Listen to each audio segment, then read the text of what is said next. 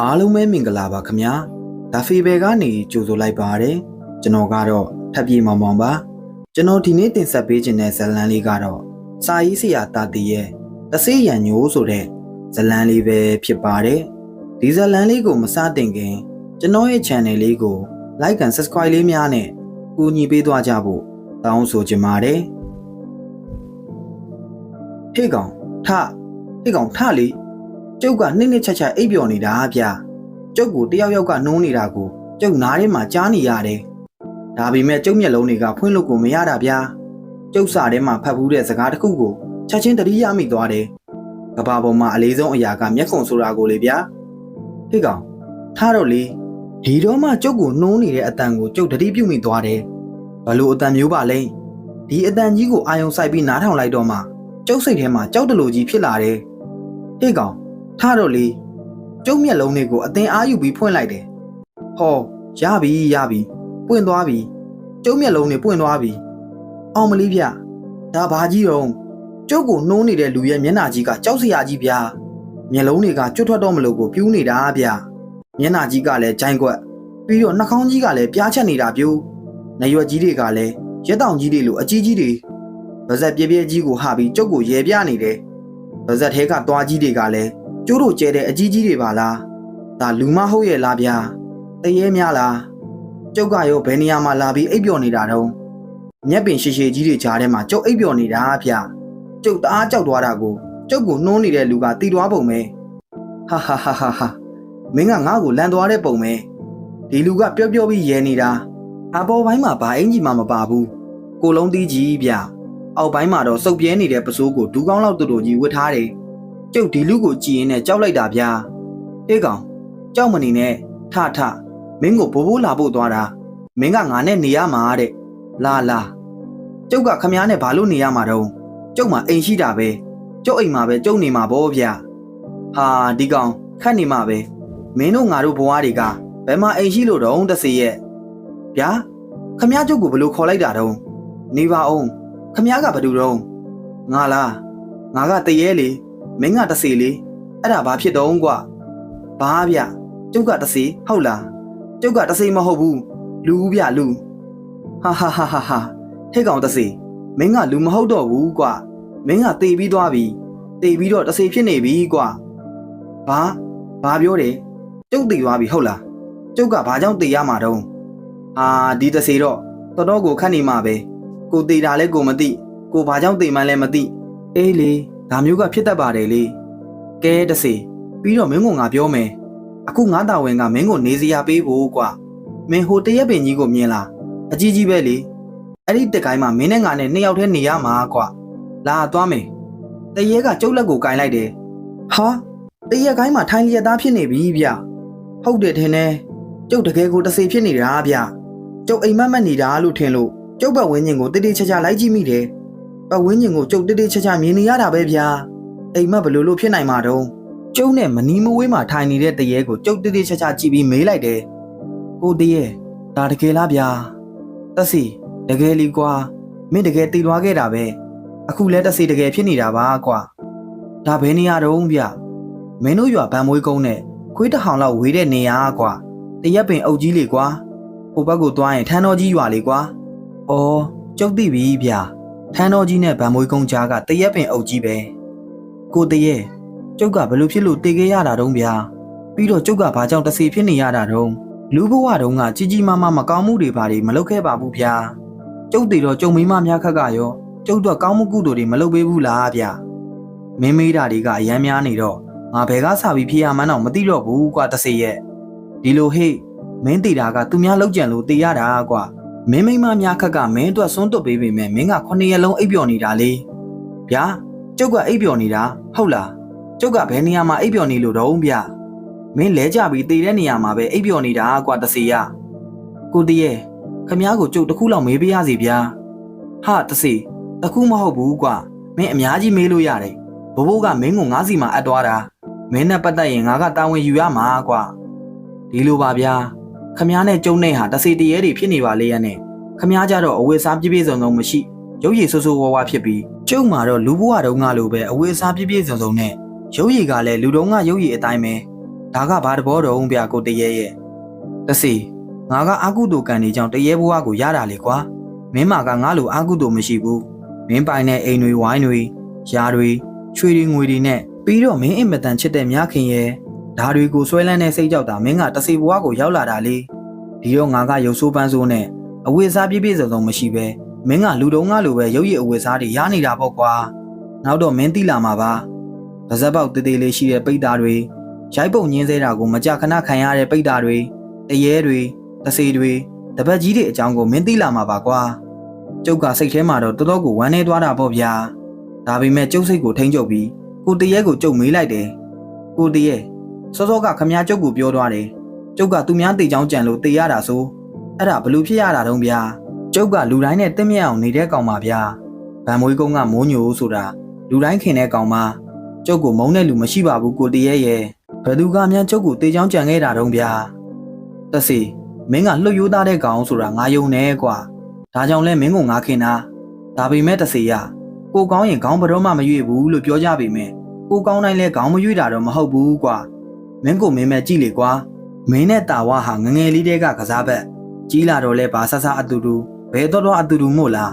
တာဝါကဆင်းရဲတယ်မင်းကမျိုးရိုးအရာချမ်းသာတယ်ဒါပေမဲ့မင်းကတာဝါကိုအစင်တန်းမခွဲပဲအတူတူနေခဲ့တယ်နေယုံနေမကပဲမင်းကမင်းစားရသမျှကိုလည်းတာဝါကိုတဝက်ခွဲကျွေးတယ်မင်းအင်ကြီးတထဲရရင်တာဝါကိုတထဲပေးတယ်ပစိုးဆိုလဲမင်းအစ်စ်ဝတ်တိုင်းတာဝါကိုတထဲဆင်ခဲ့တာကြီးပဲမို့လားဟုတ်တာပေါ့ကိုတရေရဲ့ဒါတွေကိုကိုတရေကဘလို့သိတော့တစီငါကဒီမှာနေတာကြပြီလေကွာဒီနီးနားကရွာသားတွေအကြောင်းကိုငါသိတာဘာဆန်းတော့ကွာဒါပေမဲ့တစီရေငါဒီအကြောင်းတွေကိုမင်းကိုပြောပြရမှာအားနာတယ်ကွာဗျာဘလို့ဖြစ်လို့တော့ကိုတရေရဲ့ဘလို့ဖြစ်လို့တော့ဆိုတော့မင်းကိုတေချောင်းကြံခဲ့တာမင်းသိချစ်တဲ့မင်းမိမများခင်နဲ့မင်းသိခင်နဲ့မင်းတငယ်ချင်းတာဝါဖြစ်နေလို့ပဲကွာဘာဗျခမရမဟုတ်တာမပြောနဲ့ကျုပ်မိမများခင်ကကျုပ်ပေါ်ကိုဘလောက်ချစ်တယ်ဆိုတာကိုကျုပ်အသိဆုံးပဲပြီးတော့ကျုပ်တငယ်ချင်းတာဝါဆိုတာကျုပ်ကိုသိချစ်တဲ့ကောင်ဗျဘာမဆိုကျုပ်နဲ့စိုးတိုင်ပင်ကောင်းတိုင်ပင်နေခဲ့ကြတဲ့ကောင်ပဲခမရတခုတော့လွဲနေပြီထင်တယ်ကိုတရေရေတစီငါဘယ်တော့မှမလွဲဘူးကွာဒီကိစ္စတွေအားလုံးကိုငါကခရီးစစ်တွင်ကြသိတဲ့ကောင်ကွာမင်းကငါမေးပါဦးမယ်မင်းနဲ့တာဝါမြခင်ကိုအတူတူပိုးခဲ့ကြတာမဟုတ်လားဟုတ်တယ်လေဗျာတယောက်ရရင်တယောက်ကျင်납ပါမယ်လို့သဘောတူပြီးပိုးခဲ့ကြတာလေဗျာမြခင်ကကျုပ်ကိုချစ်ခဲ့တာလေကျုပ်နဲ့သမီးကြီးစားတွေဖြစ်ခဲ့ကြတာလေကိုတရေရဲ့ဟာဟာမင်းအဲ့ဒီကစပြီးလွဲခဲ့တာပဲတစေရေမြခင်နဲ့တာဝါအပေါ်ကိုမင်းယုံကြည်ခဲ့မိတာမင်းအမှားပဲဘာဗျဘာဖြစ်လို့ကျုပ်ကမှားရမှာတော့ကျုပ်နဲ့မြခင်သမီးကြီးစားတွေဖြစ်သွားတော့တာဝါကကြေကြေနက်နက်ပဲလေသူနောက်ဆုတ်ပေးသွားတာပဲလေဗျာဟာဟာဟာအဲ့ဒါမင်းထင်ခဲ့တာတစီရဲ့တကယ်တော့မြခင်ကမင်းထင်တယ်လို့မဟုတ်ဘူးရုပ်ကလေးတနာကမရှိတဲ့မိမချောမိမယုတ်ကလေးကွာဗျာကိုတရေခမရစကားတွေကိုဘလို့ပြောနေတာတော့ငါအမှန်တွေကိုပြောပြနေတာတစီရဲ့မြခင်ကမင်းကိုအဖြေပေးပြီးတပတ်အကြာမှာတာဝါကိုတနာသွားပြီးတာဝါကိုပါအဖြေပေးခဲ့တာဗျာအေးအခုမှတော့ဗျာမနီနဲ့တစီရေအားလုံးကလွန်ကုန်ပြီကွာမင်းကတော့မြခင်လိုမိမချောလေးရဲ့ရီးစားဖြစ်ရလို့ပြောနေတဲ့အချိန်မှာမြခင်နဲ့တာဝါကလူမသိအောင်ကြိတ်ပြီးရီးစားတွေဖြစ်နေကြတာဟာဖြစ်မှဖြစ်ရလीဗျာမင်းမေဆုံးသွားတဲ့အချိန်မှာမင်းအဖေကမင်းကိုအိမ်အောင်ချပေးဖို့စီစဉ်ခဲ့တယ်မို့လားအဲ့ဒီအချိန်မှာမင်းကချစ်လွန်းလို့လက်ဖြားနဲ့တောင်မထိရမတွေ့ရခဲ့တဲ့မင်းကြီးစားလေးမြခင်မှာတာဝါနဲ့ရတဲ့ကိုဝင်ကရှိနေပြီကွာတစီရဲ့ဘာဗျဒီလောက်ထိတောင်ဖြစ်ခဲ့ကြတာဟုတ်လားကိုတရေတိတ်သေးကြတာပေါ့ကွာဒါပေမဲ့တာဝါကမြခင်ကိုနားချတယ်ကွာသူ့ကိုယူရင်ဆင်းရဲမဲ့အကြောင်းမင်းကိုယူရင်တသက်လုံးချမ်းသာမဲ့အကြောင်းပေါ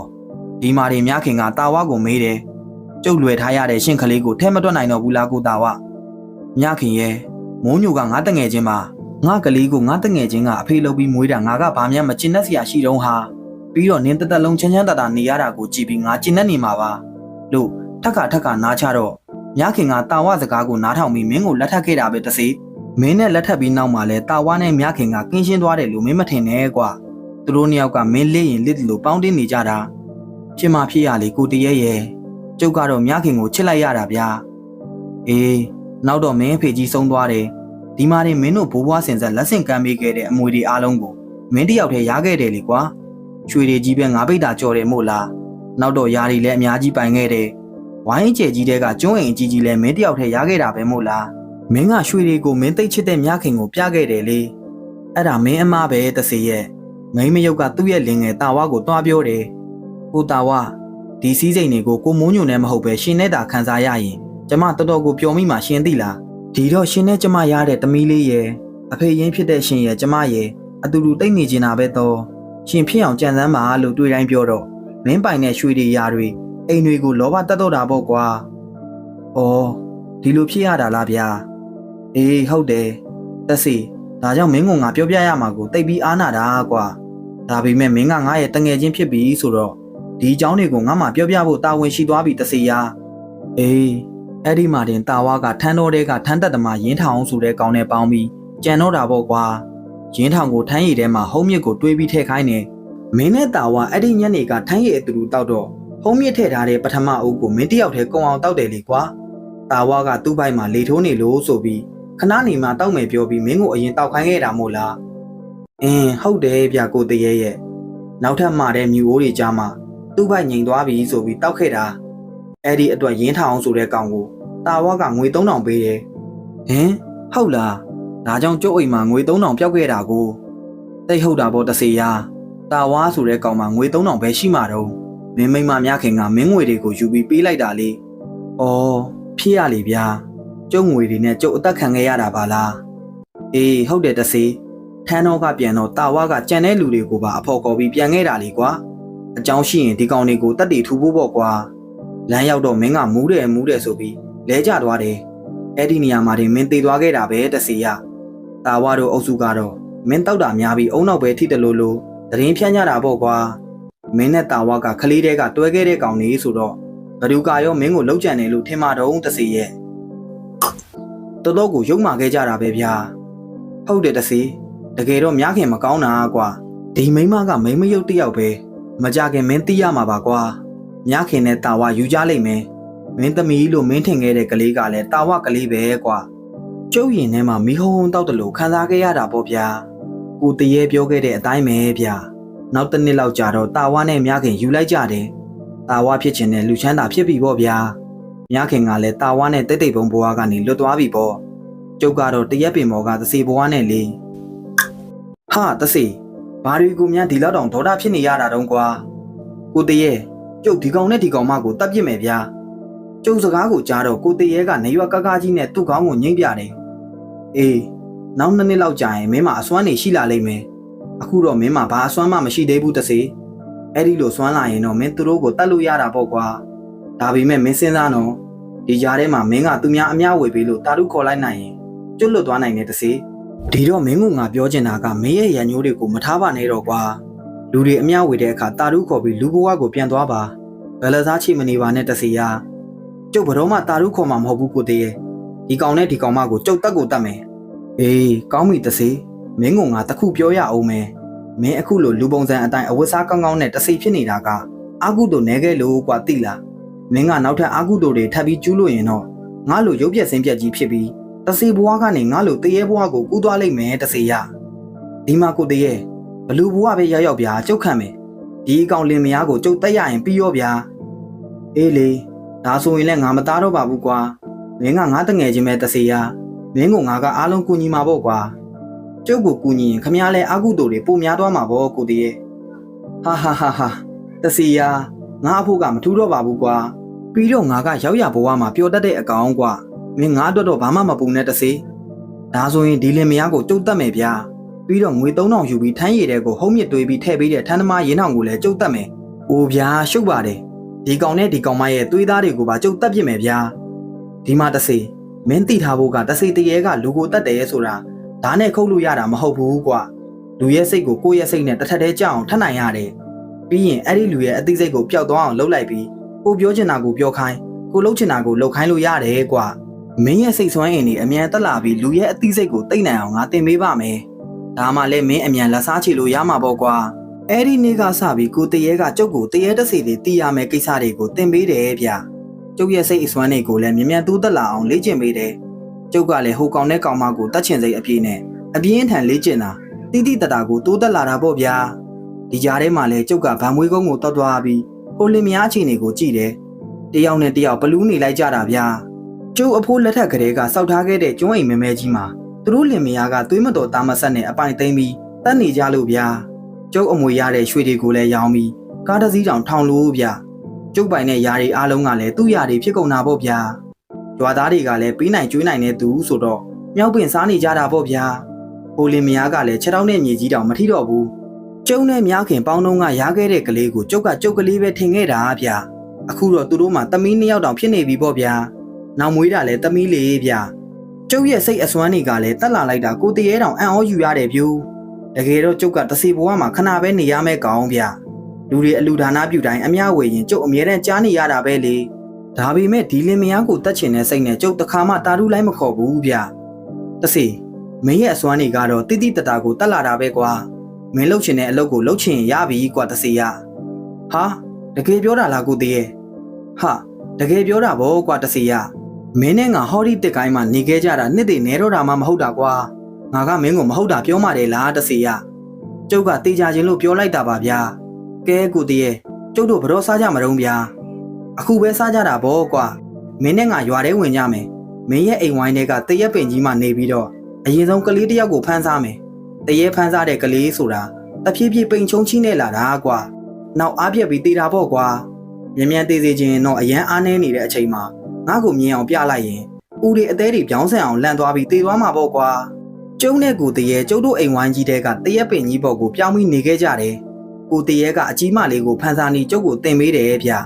ကလေးမလေးကတနေ့တခြားပိန်ချုံလာတာပေါ့ဗျာနေရင်ထိုင်ရင်ကကိုပဲမစားခြင်းမတောက်ခြင်းဖြစ်လာပြီးတော့နောက်ဆုံးအိပ်ရတဲ့လဲတဲ့အထိဖြစ်လာတာပေါ့ဗျာတာဝါနဲ့မြခင်တို့လင်မယားကတော့စေးစရာပေါင်းစုံနဲ့ပြင်ပြီးကုကြတယ်မျိုးကဆရာဝန်နဲ့လည်းပြကြတယ်ဒါပေမဲ့ကလေးကတတ်တာမလားပဲပူဆိုးလာရောဗျာကဲတစီရေဒီကလေးမလေးကိုငါပုံစံပြလိုက်တော့မယ်ဟဲ့လို့ပြောပြီးကလေးမလေးကိုအင်မတန်ကြောက်စရာကောင်းတဲ့သူ့ပုံစံကိုပြလိုက်ရောဗျာအာအမလေးဆိုပြီးကလေးမလေးလမ်းអော်တဲ့အတန်ကအနီးနားကဝိုင်းထဲကလူတွေတောင်ကြားပြီးကျုပ်အိမ်မော်ကိုပြေးတက်လာကြတာပေါ့ဗျာဒါပေမဲ့ကလေးမလေးကတော့တတိပြန်လဲမလာတော့ဘူးဗျနိုင်ဝက်လောက်ကြာတော့အသက်မရှိတော့ဘူးဟာဘယ်ပြောကောင်းမလို့ဗျာမိမယုံများခင်ဆိုတာငိုလိုက်တာမှလူပြန့်နေတာပေါ့ဗျာကိုမွန်းညိုရဲ့စီးစိမ်တွေကိုရှင်နဲ့အတူခံစားချင်တဲ့ကိုတာဝါဆိုတဲ့မိမယုံအခုတော့ဘဝငရဲကိုစပြီးခံရပြီပေါ့ဗျာကျုပ်ကတော့လူးလိမ်မီငိုနေတဲ့များခင်နဲ့ညရည်ပေါက်ပေါက်ကျနေတဲ့တာဝါကိုကြည့်ပြီးရင်ထဲမှာအကျဉ်းအကြီးကျဉ်းနေတာပေါ့ဗျာနောက်3လလောက်ကြာတော့ကျုပ်နဲ့ကိုတရေကျုပ်ဝိုင်းထဲကတရက်ပင်ကြီးပေါ်ကိုနောက်တစ်ခေါက်ပြန်ရောက်လာကြတယ်လူတွေကကလေးကိုကျုပ်ထပ်ပြီးဖမ်းစားတယ်ဒီကလေးကငယ်တော့ဖမ်းစားရပို့ပြီးလွယ်တာပေါ့ဗျာပထမကလေးတုန်းကလိုပဲတဖြည်းဖြည်းပိန်ချုံချိနေလာပြီးတော့ဘာမှမစားမတော့တော့ပဲအိပ်ရထဲမှာလဲရောပေါ့ဗျာဒီတော့ကိုတရေကသူ့ရုပ်ကိုပြပြန်ရောပြိုဒီကလေးကလည်းငေးတန်ပအောင်អော်ပြီးတေးပြန်တာပါပဲဗျာမိမယုံနဲ့ယောက်ျားရုပ်လင်မယားကလည်းလိမ့်ပြီးငိုကြရပြန်တာပေါ့ကျုပ်ကတော့ကျဉ်တ်လိုက်တာဗျာဒီလိုအချိန်တွေကိုရောက်ဖို့ကျုပ်မှစောင့်လိုက်ရတာကြာပြီလေဒီဘဝကနေကျွတ်သွားမှဆိုလို့တောင်ကုသိုလ်ကောင်းမှုတွေကိုတမင်ရှောင်နေခဲ့တဲ့ကောင်လေးဗျာကျုပ်ဆိုတဲ့ကောင်ကလည်းမိုက်လုံးကြီးတဲ့ကောင်ဗျာကျုပ်တို့ကိစ္စတွေပြီးသွားတော့ကျုံနဲ့ကိုတရက်ပင်အုပ်ကိုပြန်ခဲ့ကြတယ်တစီထန်းသမားရင်ထောင်ကိုတတ်ဖို့အချိန်ကြပြီကွာကိုတရက်စီစဉ်တဲ့အတိုင်းကျုပ်တို့2ယောက်ထန်းတော်နဲ့မလန်းမကန်းကမကြီးပင်ကြီးပေါ်ကိုပြောင်းပြီးနေခဲ့ကြတယ်ရင်ထောင်ဆိုတဲ့ကောင်ရဲ့ထန်းတဲဘေးကမကြီးပင်ကြီးပေါ့ဗျာကျုပ်ကရင်ထောင်ကိုဖမ်းစားတယ်ရင်ထောင်ရဲ့အသေးစိတ်ကိုပျောက်သွားအောင်တိတ်လိုက်ပြီးကျုပ်ရဲ့စိတ်ကိုရင်ထောင်ကိုယ်ထဲကိုတွင်းရတာပေါ့ဗျာတကယ်တော့ဝင်စည်းတာပေါ့လေကျုပ်ရဲ့စိတ်နဲ့ပိုင်ပိုင်နိုင်နိုင်ဝင်စည်းထားနိုင်တဲ့အချိန်မှာရင်ထောင်ကိုအမြင့်ဆုံးထန်းပင်ရဲ့ထိပ်ပြားထိရောက်အောင်တက်ခိုင်းလိုက်တယ်ထန်းပင်အမြင့်ကြီးရဲ့ထိပ်ပြားကနေရင်ထောင်ကိုခုန်ချခိုင်းလိုက်တယ်ကျုပ်ရဲ့စိတ်ကိုပြန်အခွာလိုက်မှာပဲရင်ထောင်ရဲ့အသေးစိတ်ကပြန်နိုးလာပြီးအာကနေလန့်អော်လိုက်တယ်ဗျာပြီးတော့ဘုံဆိုတဲ့အတန်ကြီးနဲ့အတူရင်ထောင်ရဲ့ခန္ဓာကိုယ်ကြီးမြေကြီးပေါ်ကိုပြုတ်ကျသွားတယ်ဟာကိုရင်ထောင်ထမ်းပင်ပေါ်ကပြုတ်ကျလူတဲ့ဟေ့ထန်းတော်ထဲမှာထန်းရည်တောက်နေကြတဲ့ဗံမွေးကုန်းသားတွေတနောင်းကုန်းသားတွေကျွတ်စီနဲ့ပြောပြီးရင်ထောင်ပြုတ်ကျတဲ့နေရာကိုတရောတော့ပါနဲ့ပြေးလာကြရောရင်ထောင်ကတော့တစ်ချက်ပဲတွန်းလိမ်ပြီးအသက်ထွက်သွားလေရဲ့ဗျာ။အော်ရင်ထောင်မြခင်နဲ့တာဝါစီကငွေ3000ကိုယူပြီးငါ့ကိုစေးမြစ်ခတ်တတ်တော့ငါမင်းတော်တော်ပျော်ခဲ့လာတော့ငါမသိဘူး။ငါကတော့မင်းကိုလက်စားချီလိုက်ရတာတော်တော်ကိုပျော်တယ်ရင်ထောင်ကြီး။ငါလူဘဝတုန်းကမင်းထန်းတော်မှာထန်းရည်အမြဲတောက်ခဲ့တဲ့ကောင်ပါကွာ။ကိုမွန်းညိုကြီးကျုပ်ဘာလို့ဗျာလို့ပြောရင်ငါကမင်းကိုကူညီခဲ့တဲ့ကောင်ပါကွာဒါပေမဲ့ငွေ3000ပေးမဲ့လူပေါ်လာတော့မင်းကငါ့ကိုတတ်ပေးခဲ့တယ်တကယ်ကမင်းကိုမြခင်တို့တာဝါတို့ပေးခဲ့တဲ့ငွေ3000ကလည်းငါငွေတွေပါကွာမင်းလည်းတော်တော်ကိုလောက်ရတဲ့ကောင်ပဲရင်ထောင်ကဲအခုတော့မချိမဆန့်အသက်ထွက်သွားရပြီမို့လားရင်ထောင်ကြီးကျုပ်သွေးနဲ့ကျဉ်းနှက်နေတာဖြူကျုံနဲ့ကိုတရေကိစ္စတွေပြီးတော့ တရက်ပင်အောက်ကိုပြန်လာပြီးကျုပ်တို့နေကြတက်ကိုင်းကြီးမှာပြန်နေလိုက်ကြတယ်6လလောက်ကြာတော့ကိုတရေကကျုပ်ကိုပြောတယ်တစီရေမင်းရဲ့အဓိကရန်သူတွေကိုတတ်ဖို့အချိန်ကြပြီဟဲ့ဟာဟုတ်လားကိုတရေကျုပ်ဖြင့်ပျော်လိုက်တာဗျာတွေးကြသေးတာပေါ့တာဝါနဲ့များခင်ဟာကျုပ်ဒီမိမရုပ်ကိုမြင်မြန်မရှင်းလို့မဖြစ်ဘူးဗျကိုတရေကကျုပ်ကိုပြောတယ်တာဝါကကျုပ်အမွေရထားတဲ့ကျုပ်တို့ဘိုးဘွားလက်ထက်ကလေးကမစားရက်မတောက်ရက်နဲ့စုထားခဲ့တဲ့ရွှေတွေကိုရောင်းချပြီးမြို့မှာတိုက်တလုံးဝယ်ပြီးပွဲရုံဖွင့်ဖို့စီစဉ်နေတဲ့ဆိုပဲတော်တထေးပွဲကိုအားမရလို့မြို့တထေးပွဲကိုခံတော့မှာပေါ့ဗျာကျုပ်နဲ့ကိုတရေကျုပ်တို့ဝိုင်းနဲ့ကတရက်ပင်ကြီးဘော့ကိုနောက်တစ်ခေါက်ပြန်ရောက်လာကြတယ်ကျုပ်ကမြခင်ကိုဖမ်းစားဖို့ကိုတရေကပြောတယ်မိမစိတ်ကတိတ်ရတာနည်းနည်းလွယ်တယ်တဲ့တာဝါကိုသူကဖမ်းစားမယ်တဲ့ဗျာယောက်ျားစိတ်ကတိတ်ရတာခက်လို့သူကိုယ်တိုင်တာဝါကိုဖမ်းစားမှာတဲ့ဗျာကိုတရေကတရေသာပြောတယ်ဗျာလူတွေထက်တက်စာအများကြီးရှိတဲ့တရေပါဗျာကျုပ်လူဘဝတုန်းကကိုတရေလိုမိတ်ဆွေမျိုးရခဲ့ရင်တော်တော်ကောင်းမှာပဲလို့ကျုပ်တွေးမိတယ်အခုတော့ကျုပ်ကတာဝါလိုကောင်မျိုးကိုလူကောင်းထင်ပြီးလွတ်ယုံခဲ့မိတော့ကျုပ်အသက်ဆုံးခဲ့ရတာပေါ့ဗျာကျုပ်တို့နှစ်ယောက်မိမယုံနဲ့ယောက်ျားယုတ်ကိုစပြီးဖမ်းစားခဲ့ကြတယ်တော်တော်ကိုခဲရခဲစိတ်လှုပ်ခဲကြရတာဗျာဒါပေမဲ့2လလောက်ဇွဲနဲ့ဖမ်းစားတော့မိရောပြိုသူတို့နှစ်ယောက်ရဲ့စိတ်တွေကိုတိတ်ထားလိုက်နိုင်ပြီဗျာကျုပ်နဲ့ကိုတရေလှုပ်ထားလိုက်တာဒီလင်မယားတစ်ခါမှလူစိတ်တောင်ပျောက်ပြီးလင်မယားချင်းအောင်မမမိကြဘူးဗျရွာတွေကလူတွေကိုလည်းမမမိကြဘူးသူတို့လင်မယားရဲ့တဲ့င်းကဗံမွေးကုန်းတို့ထနောင်းကုန်းတို့အထိတောင်ကြော်လို့ပေါ့ဗျာတာဝါတို့မြခင်တို့လင်မယားယူသွားလို့ဆိုပြီးပြောကြဆိုကြတာပေါ့ဒါပေမဲ့ကျုပ်တို့ဖန်ဆားနေတာတက်လို့ရတဲ့အထိတော့မရောက်သေးဘူးဗျဒါပေမဲ့နီးလာပြီလို့တော့ကိုတရေကပြောတာပဲဘာပဲဖြစ်ဖြစ်ကျုပ်ကတော့ဒီတစ္ဆာမဲ့တဲ့လင်မယားကိုတက်ရဖို့ဆိုရင်ဘလောက်ကြာကြာစောင့်ရဗျာຫນွေဦးပေါက်ဆအချိန်နှင်းကျွေးနှင်းကြံနေအကုန်ကြတဲ့အချိန်ပေါ့ဗျာဒါဒီဆိုတဲ့ကျုပ်ကလည်းအညာသားဆိုတော့ဒီလိုအချိန်ဟာကျုပ်တို့အညာဒေသမှာအလားဆုံးဆိုတာကိုကျုပ်သိတာပေါ့ဗျာအခုလဲကျုပ်ရွှေတောင်ဦးဖျားဘက်ကိုလမ်းလျှောက်ပြီးပြန်လာတာဗျဟဲ့တာဒီမှာဆန်အေးကနင်းကိုစောင့်လို့ဟဲ့မြန်လားဝိုင်းထဲကိုဝင်လိုက်တာနဲ့အမေကကျုပ်ကိုစီးပြီးပြောတာဗျလာတာစောစီထပြီးဘဲသွားတာတော့ကွာဘဲကောင်မလေးနဲ့ချင်းတွေ့တာတော့မှန်ပြောကိုကြီးဆန်အေးကကျုပ်ကိုစီးပြီးစတော့တာပြို့ကျုပ်မှာချင်းတွေ့ဖို့ဘယ်သူရှိသေးလို့တော့ကိုကြီးဆန်အေးဟာလှရင်မရှိတော့ကြတဲ့ကကျုပ်မှာဘာမှမရှိတော့တာကိုကြီးဆန်အေးသိပါတယ်ဗျာကျုပ်ကအိမ်မော်ကိုတက်လာရင်နဲ့ကိုကြီးဆန်အေးကိုပြောပြလိုက်တယ်ဗျခတ်တာပဲတာတီယာမင်းကလည်းလှရင်တယောက်တည်းကိုပဲမိမထင်နေတာကိုကွာ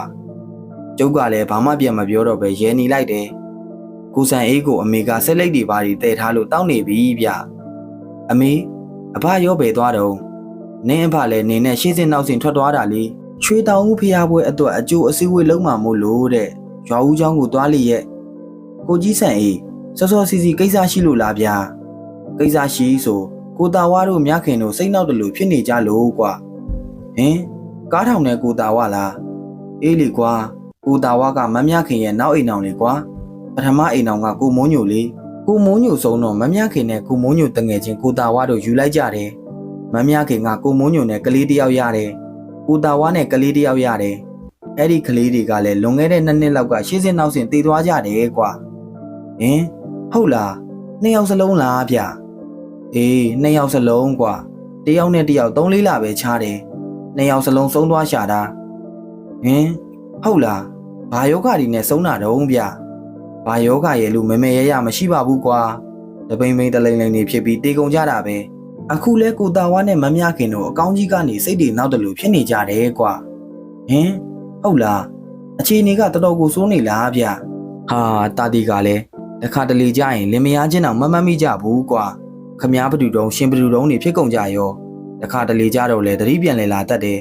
ကိုတာဝါဘက်ကအမျိုးတွေရောမမြခင်ဘက်ကအမျိုးတွေပါသွားပြီးစောင့်မင်းနေကြတယ်ဟင်ဘယ်လိုတွေဖြစ်ကြတာလဲဗျာရွာကလူတွေလည်းအစားတုံးကတော့တိတ်ပြီးတတိမထားမိဘူးပေါ့ကွာအခုတော့ကလေးတွေလည်းဆုံးကုန်လူကြီးတွေလည်းယူကုန်ဆိုတော့ဒီကိစ္စမရိုးဘူးလို့ထင်ကုန်ကြတာပေါ့ဒီတော့ဆရာကြီးဘာတွေရှာဖို့တာတီနဲ့တိုင်မင်ကြည်စမ်းမှာဆန်အေးရဆိုလို့ငါမင်းစီကိုလာခဲ့တာကွာတာတီရအော်ဒီလိုလားကဲဒါဆိုရင်လည်းကျုပ်ဒီညတော့မဖဲဝါကိုမေးပေးမယ်ဗျာမနှက်ဖြန်ကြတော့ကျုပ်ဗံမွေးကုန်းကိုလာပြီးအကျိုးအကြောင်းပြောပြပါမယ်အေးဟုတ်ပြီငါရွာကဘိုးတော်ကြီးတွေကိုမင်းပြောပြတာကိုပြန်ပြောပြလိုက်မယ်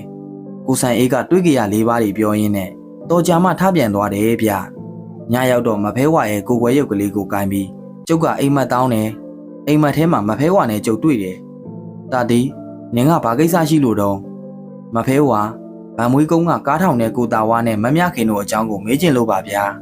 ကျုပ်ကဒါပဲပြောရသေးတယ်မဖဲဝါကကျုပ်ကိုပြောပြတာဗျာတာတီမြခင်ရဲ့ဆိုတဲ့ကောင်မကမိမယုံမတာဝါဆိုတဲ့ကောင်ကလည်းယောက်ျားရုပ်ဟဲ့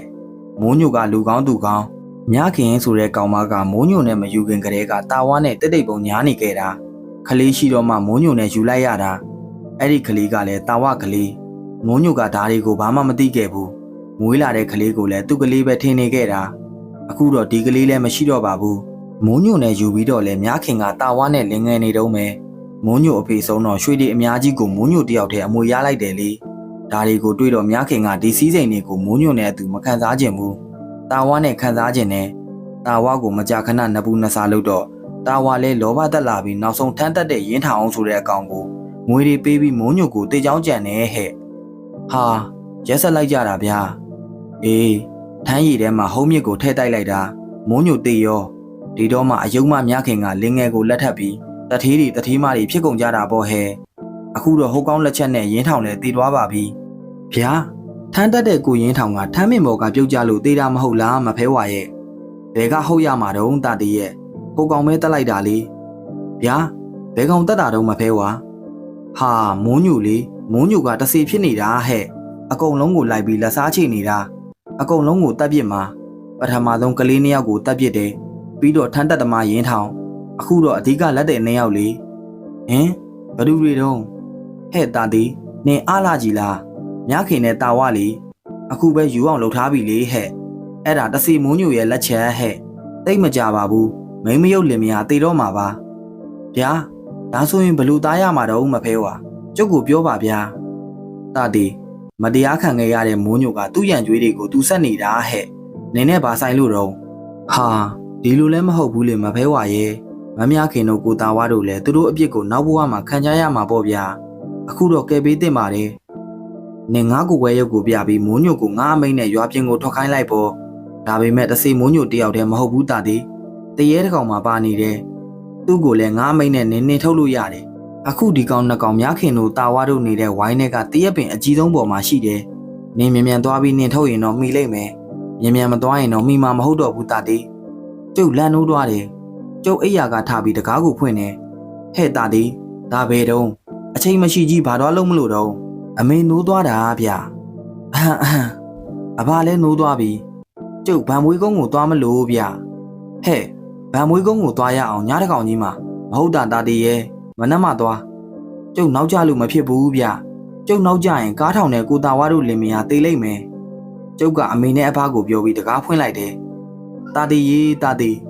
ဟဲ့အချိန်မရှိကြီးဘယ်သူရောက်လာပြန်တာတော့အမေကအတန်ကိုနားထောင်ပြီးပြောတာဗျအတန်ကဝိုင်းဝါကနေကျုပ်ကိုခေါ်နေတာဒီအတန်ကိုကျုပ်ချက်ချင်းသိသွားတယ်ကိုကြီးဆန်အေးလားအေးဟုတ်တယ်တာတီငါပါတကားဖွင့်ပြီးဝင်ခဲ့လေ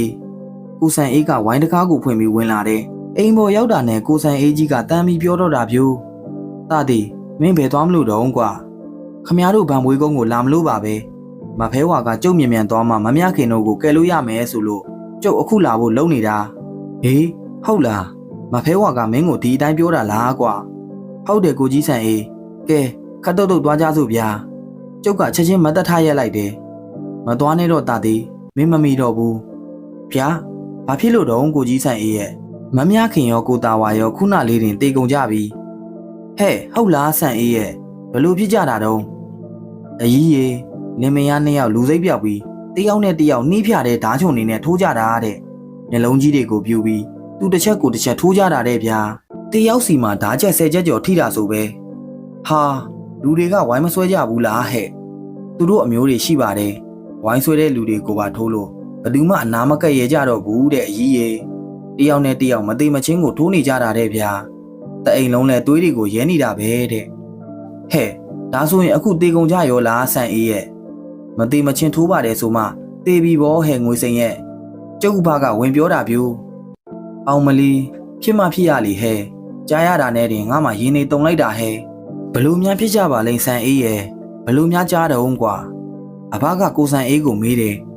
လူတွေကတော့အင်းနဲ့အတိုက်ခံရတယ်လို့စုံပြူစားခံရတယ်လို့တချို့ကလည်းတီးအောင်ကတက်အောင်ကလုပ်ပြီးအာလာဝကအင်းနဲ့စီရင်တာတို့ ပုံနကအင်းနဲ့တိုက်တာတို့ပြောနေကြတာပဲဘူးညံရဲ့ကိုတာဝါတို့ဝိုင်းထဲမှာတကြီးရောဆယ်ရင်ကောင်းတွေရောပြည့်ကျက်နေကြတာနဲ့ကျုပ်တောင်ဝိုင်းထဲမဝင်တော့ဘူးဗျတာတိတ်စီကိုပဲတမ်းပြီးထွက်လာခဲ့တာအခုဘယ်နှနာရီရှိပြီတုံးတာတိတ်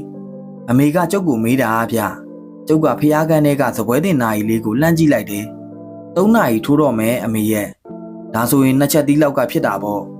ဟုတ်တယ်အကြီးည2နာရီမထိုးတထိုးမှအော်ကြဟစ်ကြတဲ့အတန်တွေစပြီးကြားရတာရွာထဲကလူတွေရောက်သွားတော့တွေးရိုင်ထဲမှာလင်မယား2ယောက်တေနေကြပြီအကြီးဟာမိုးလင်းကနီးမှကိုဆိုင်အေးကြီးပြန်သွားတယ်ဗျကျုပ်တို့လည်းပြန်ပြီးမအေးကြတော့ပါဘူးဗျာဒီလင်မယားတေတာတဆေဖြစ်နေတဲ့လင်ကြီးကိုမိုးညိုရဲ့လက်ချက်ဆိုတာကိုတော့ဘယ်သူမှမသိကြဘူးပေါ့ဗျာတဆေကိုမိုးညိုနဲ့တရေတကောင်ကိုလည်းမဖဲဝါရဲ့ကိုကွဲရုပ်ကိုပြပြီးရွာထဲကနှင်ထုတ်ဖို့မလိုတော့ဘူးလေသူတို့ကိစ္စပြီးသွားရင်ကိုမိုးညိုတဆေရောသူ့အဖို့တရေတကောင်ဆိုတာရောဗံမွေးကုန်းကနေပြန်ထွက်သွားကြမှာပဲပေါ့ဗျာဒီနေ့ဗီဒီယိုလေးကတော့ဒီလောက်ပါပဲကြည့်ရှုအားပေးကြတဲ့တယောက်ချင်းစီကိုအထူးပဲကျေးဇူးတင်ရှိပါတယ်ခင်ဗျာဒီဗီဒီယိုလေးကိုကြည့်ရတာကြိုက်နေတတ်တယ်ဆိုရင် like and share လေးနဲ့ကူညီသွားဖို့တောင်းဆိုချင်ပါတယ်နောက်နေ့ဒီမှာလည်းနောက်ထပ်ဗီဒီယိုတွေကိုတင်ပေးသွားအောင်မှာမို့လို့ဆက်လက်ဆောင်မြော်ကြည့်ရှုအားပေးကြပါအောင်ခင်ဗျာ